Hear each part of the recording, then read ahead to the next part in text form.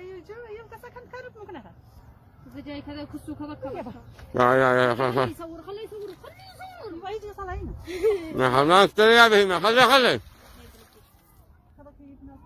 شاهد بالصور ظهور ثعبان مرعب في سد شاحك بصنعاء بعد أيام من غرق سباح شهير بداخله.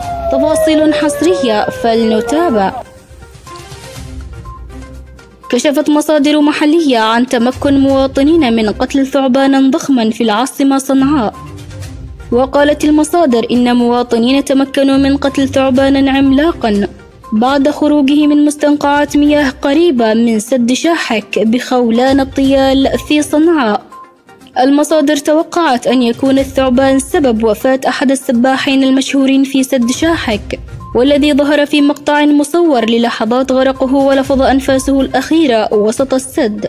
وذكرت المصادر أن الثعبان من المتوقع أنه لدغ الشاب مراد أحمد صالح الكميم البالغ من العمر 32 عاما أثناء ممارسته السباحة قبل عدة أيام، مشيرين إلى أنه جرى قتل الثعبان لحظة خروجه من بين الأشجار القريبة من السد.